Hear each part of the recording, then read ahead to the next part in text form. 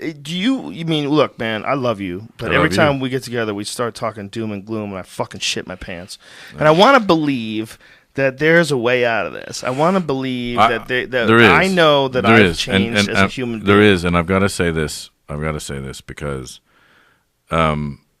it's up to guys like you, guys like me, and guys like everyone listening to this podcast to say, we have the power. Dude, that's a lot of responsibility. I want to get high and watch The Hobbit. However, you want to get high and watch The Hobbit. However, I'm going to say this publicly and online. Joe Rogan, who's a famous dude who does UFC and TV shows and comics, comic genius, all this stuff, he does a podcast, pays for a fucking studio, pays for oak tables, pays for state-of-the-art equipment, all this stuff, to do a podcast to tell the fucking truth. And by the way, that's fucking admirable. And by the way, everybody out there who has a camera, who has an iPhone, who has a fucking YouTube connection, everyone can do it, and everyone should do it, because it's time to start fucking changing shit, because you know what? Shit is fucked up. They are doing it, and that's the beautiful thing. That's the beautiful thing. There's a bunch of people that we've introduced via this podcast, like Daniele Bolelli and the guys from London Real who came down and did my podcast. Yeah. And those guys are really popular now. Their podcasts are popular. And it's instead of you going through this traditional system of it not being about the value of your contribution, but rather being about like who's hot and who's not and who's it and who's like fucking dating who and all the nonsense that we get roped up in as primates, as social primates. And to instead say, the fuck that, man. What I would like to say to everyone who's listening to this, Joe Rogan, Red Man over there, is fucking the technological genius.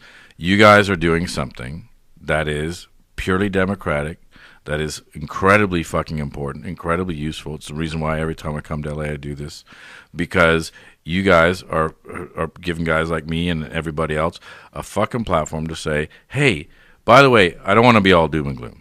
What I want to say is, too late. But hold on. What I want to do is say, this shit is happening. It's real, and people should know about it, and we can do shit about it. Yeah. And by the way, it's not just us here in America. People in India can do shit about it. People in Pakistan can do shit about it. And by the way, youth are fucking pissed off.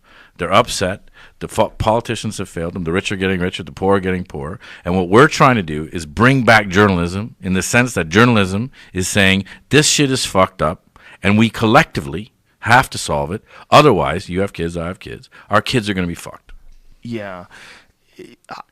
I run through these various scenarios in my head about the future of humanity, and the only thing that gives me hope is the access to ideas and information that are available today. Just for me, what I know about me, with a phone, I can pretty much answer almost any question I have about anything in the world within a couple of hours of sitting there and reading shit. All you need is a goddamn phone. But you're a guy that doesn't have to do this. You don't have to take your time out. You don't have to pay all this money to set this up. Well, it's not that much money. Well, okay. It's fairly reasonable. It's hard, and it's money, and it's time out of your day, and you're setting up this shit. And by the way, more people should be doing it, and more people should be doing shit, because I don't even think about it that way. I mean, the way I think about it is, first of all, we were doing it at my house, and then we were doing it at Brian's place that he set up, Death Squad Studios in the Ice House. And I thought about it. I was like, why am I doing my shit at my house? Like, let's take this to the next level. So I was inspired by like Brian putting together this crazy studio and us using it for, how long have you been there, Brian? It was a year anniversary last month. And Bob Fisher, you beautiful motherfucker, you. The guy who owns that place is just such a sweetie. They're all sweeties there. The waitresses are sweeties. But look Everybody's nice. But look at what you built out of it. And I've got to say, everybody out there should take this as an example, because everybody can do shit. Yeah. And by the way, you're doing shit. You don't have to do shit. You're doing shit. See, that's where I want to sort of straighten. I don't think that it's not like I don't have to. There's no motivation to do this other than joy, other than fun, other than the fact that I love talking to guys like you.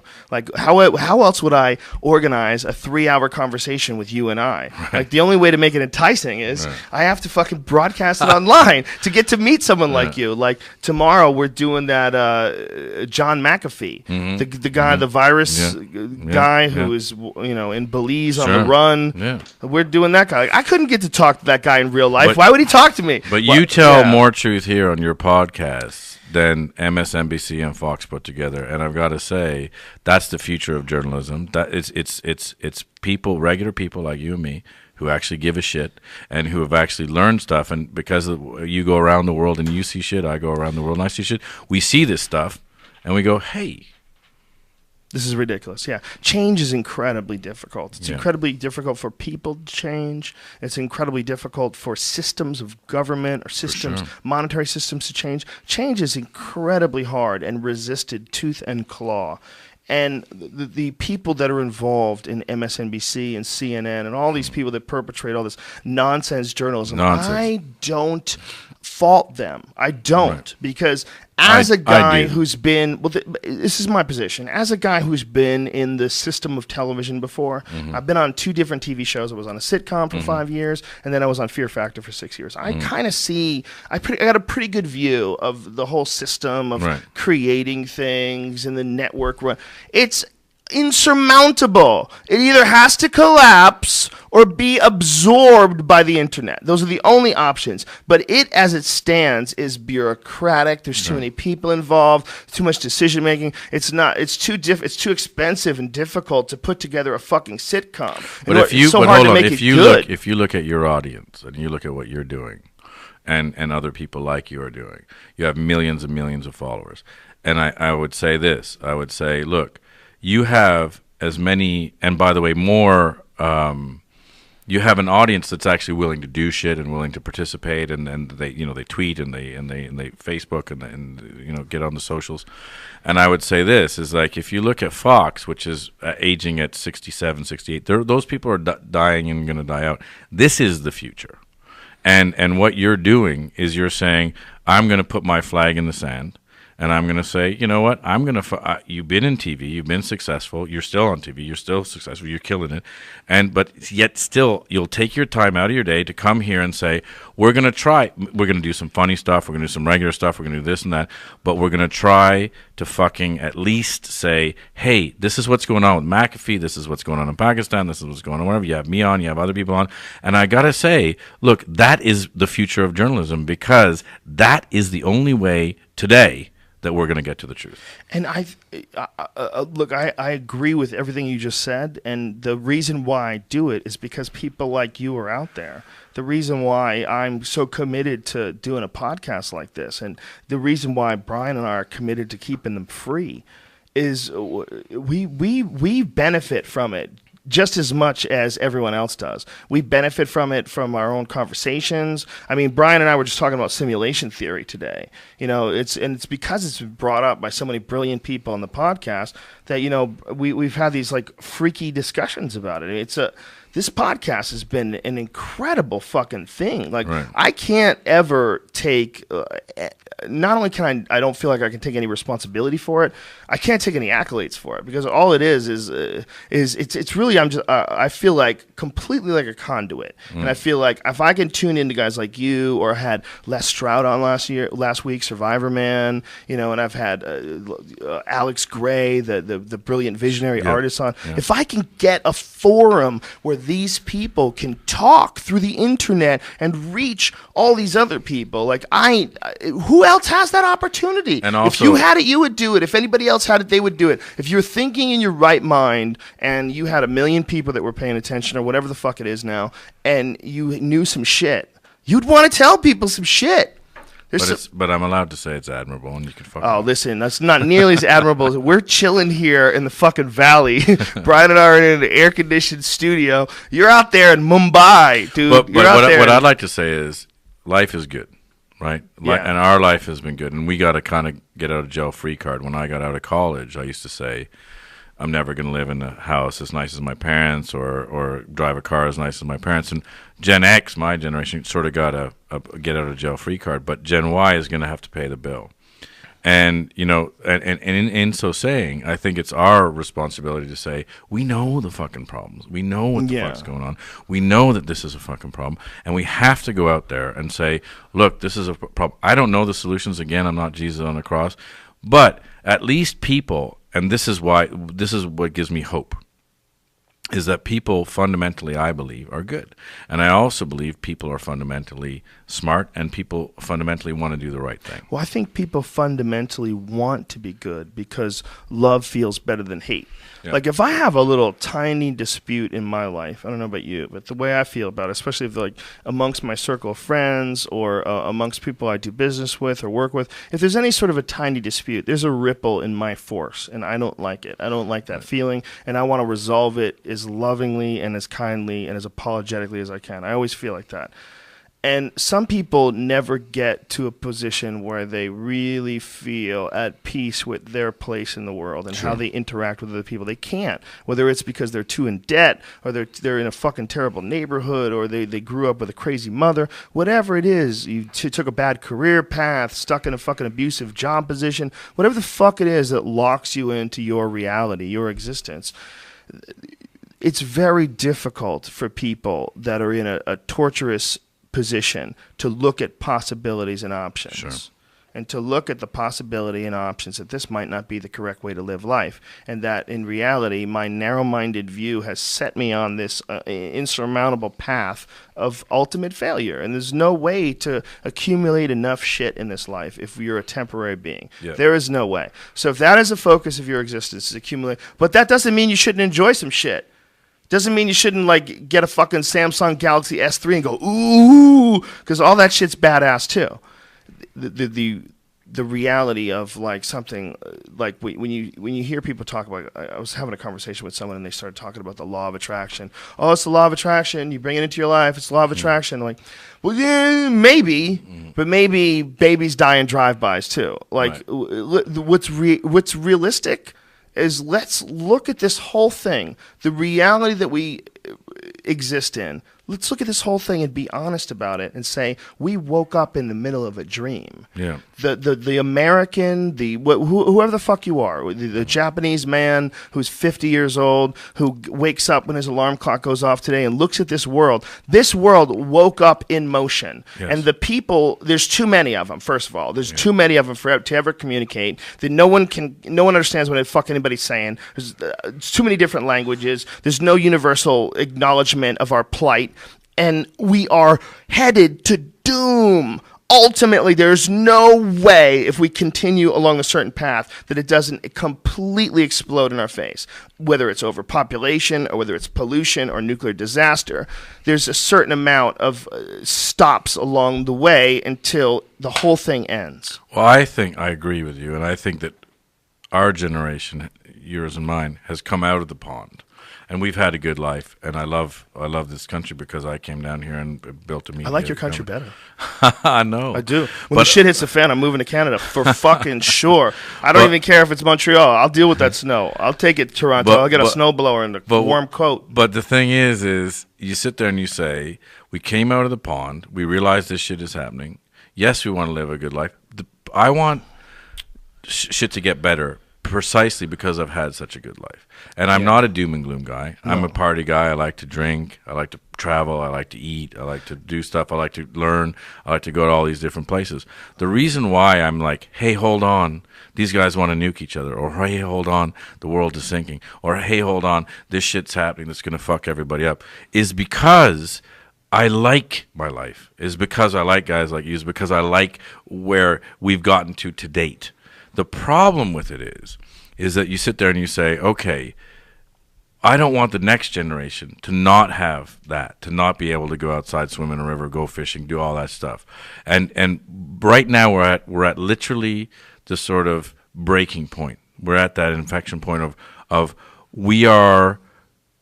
we can fix it, we can solve it, we're smart, we're good, people want to do it. And if you follow this, I'm sure you do, the people who follow you, and if you look at what they say on Twitter and you look at what they say on Facebook, people are fucking angry and they're down and they're happy and they want to do stuff. They're not represented. They're not represented. And the thing is what's happening, especially global, let alone in this country, but what's happening globally is that the people with the power are disenfranchised because the systems that are in place are set up as such that they can't be represented. So what this is this is true grassroots democracy. And by the way, I hope to God it continues and gets bigger and bigger. And I was making a joke earlier. This is the first podcast from here. And I'm like, I'm going to look back 20 years from now and say, this was the first podcast that changed the world.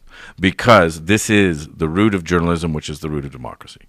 Well, I think that the people that are in the position of power that are doing these horrible things, we really need to figure out how to heal those motherfuckers. Right. Because I think we have to figure out how to get them the fuck out. You got to get them the fuck out. But you have to get them the fuck out. We got to discourage that type of behavior in the future. I mean, if you want to be a real hippie and a total idealist, you would say that there's got to be a way that almost everybody can change, and that these people that are in these positions of power that are looking at things like war and economic attacks on countries or embargoes or all these different various things that people do that really can cause unbelievable, irreparable harm to communities and families, and like that, we need to figure out a way to get those people to look at things differently and say your motivation is off. Yes. Your motivation is based on some and you don't speak ancient for the people. primate shit. It's based on some ancient primate shit where you were running away from jaguars and you had to be the most vicious motherfucker to survive. And that stuff manifests itself today, millions of years later, in the male dominance mentality. Sure. And that mentality is not best suited for attacks against your fellow man. Exactly. And it can be conquered. It can be conquered. It can be understood. It can be understood in your mindset. You will be a happier person if you do not behave in that manner. And you won't be any happier if you get more money. There's a certain amount of money where it doesn't matter.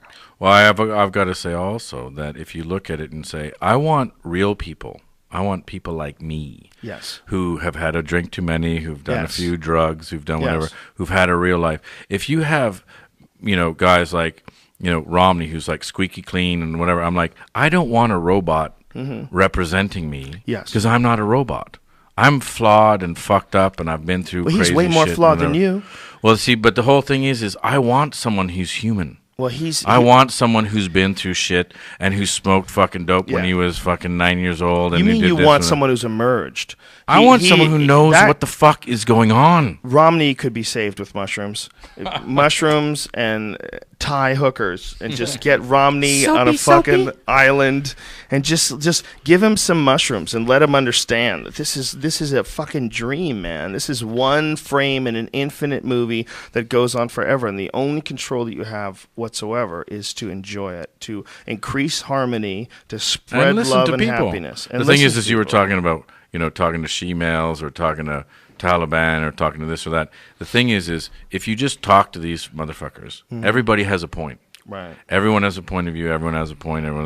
And if you actually say, look, by the way, for example, when I was in Pakistan, they were like, we are super mad that you let the innocence of Muslims come out. Like America, sponsored that, whatever. And you're like, that's that video you're talking about? And you say, you understand that there's millions upon millions of videos uploaded every day, every fucking day on YouTube. There's no government regulation. There's no, Obama's not sitting there going, ha, we really got him now.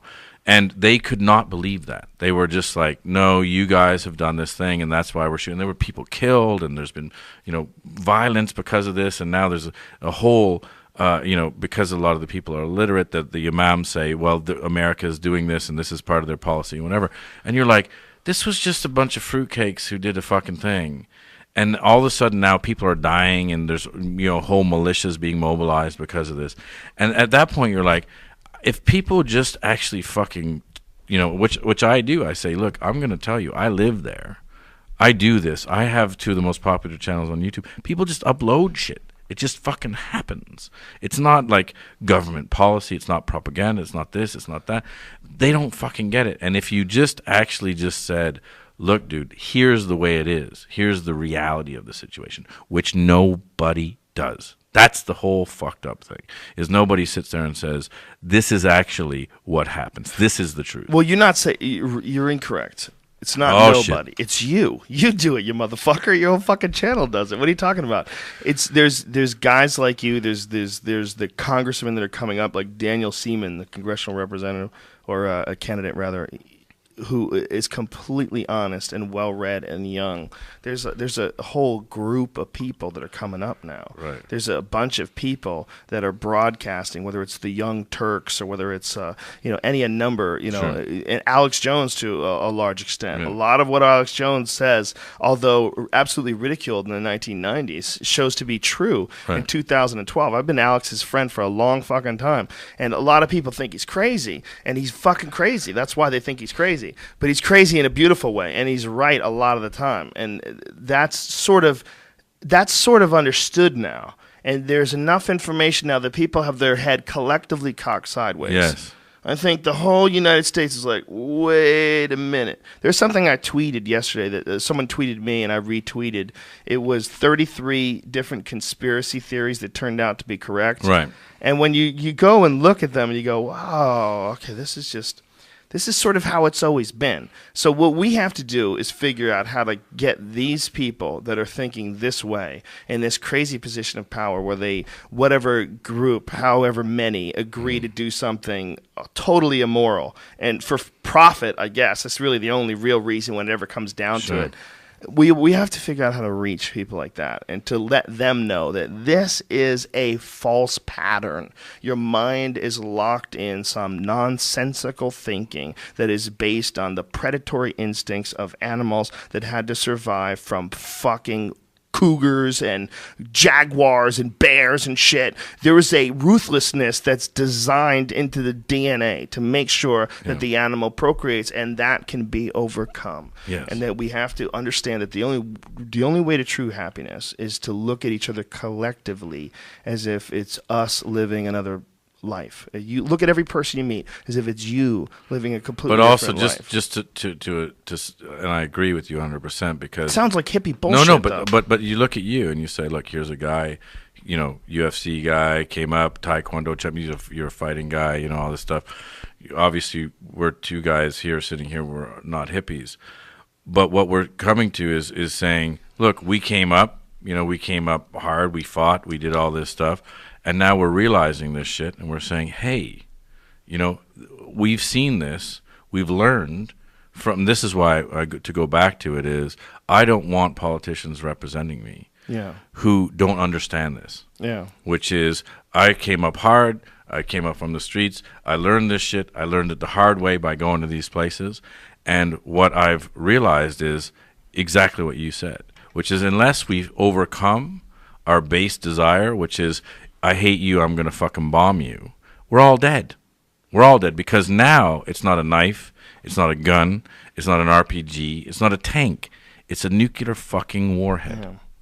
And when we start fucking trying to fucking be alpha male with a nuclear warhead, like A.Q. Khan, then we're fucking Where's doomed. That guy? Is he still alive? He's still alive. That motherfucker! Tell the fucking truth. And by the way, that's fucking admirable. And by the way, everybody out there who has a camera, who has an iPhone, who has a fucking YouTube connection, everyone can do it, and everyone should do it because it's time to start fucking changing shit because you know what? Shit is fucked up. They are doing it, and that's the beautiful thing. That's the beautiful thing. There's a bunch of people that we've introduced via this podcast, like Daniele Bolelli and the guys from London Real who came down and did my podcast. Yeah. And those you mean, look, man, I love you, but every time we get together, we start talking doom and gloom, and I fucking shit my pants. And I want to believe that there's a way out of this. I want to believe that there is. I know that I've changed as a human being. There is, and I've got to say this. Because it's up to guys like you, guys like me, and guys like everyone listening to this podcast to say, we have the power. Dude, that's a lot of responsibility. Guys are really popular now. Their podcasts are popular. And it's instead of you going through this traditional system of it not being about the value of your contribution, but rather being about like who's hot and who's not and who's it and who's like fucking dating who and all the nonsense that we get roped up in as primates, as social primates. And to instead say, the fuck that, man. But I would like to say to everyone who's listening to this, Joe Rogan, Red Man, I want to get high and watch The Hobbit. However, you want to get high and watch the Hobbit. However, I'm going to say this publicly and online. Joe Rogan, who's a famous dude who does UFC and TV shows and comics, comic genius, and all this stuff, he does a podcast, pays for a fucking studio, pays for oak tables, pays for state-of-the-art equipment, all this stuff, to do a podcast. There is fucking the technological genius. You guys are doing something that is purely democratic, that is incredibly fucking important, incredibly useful. It's the reason why every time I come to LA I do this, because you guys are giving guys like me and everybody else a fucking platform to say, hey, by the way, I don't want to be all doom and gloom. What I want to say is, too late. But hold on. What I want to do is say, this shit is happening.